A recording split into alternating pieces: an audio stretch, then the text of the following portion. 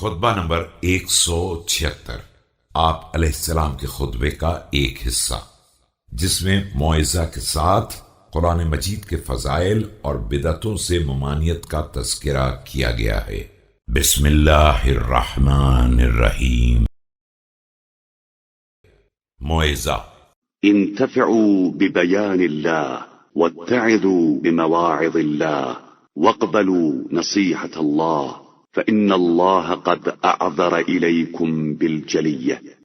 واتخذ عليكم الحجة وبين لكم محابه من الأعمال ومكارهه منها۔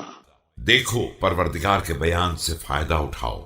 اور اس کے مواعظ سے نصیحت حاصل کرو اور اس کی نصیحت کو قبول کرو کہ اس نے واضح بیانات کے ذریعے تمہارے ہر عذر کو ختم کر دیا ہے اور تم پر حجت تمام کر دی ہے، تمہارے لیے اپنے محبوب اور ناپسندیدہ تمام اعمال کی وضاحت کر دی ہے۔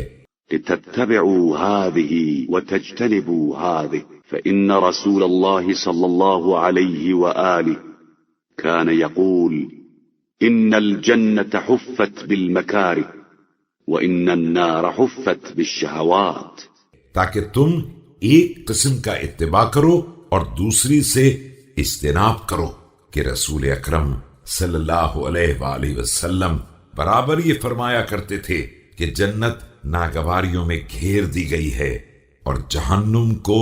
خواہشات کے گھیرے میں ڈال دیا گیا ہے۔ واعلموا أنه ما من طاعة الله شيء إلا يأتي في كره وما من معصية الله شيء إلا يأتي في شهوة، فرحم الله رجلا نزع عن شهوته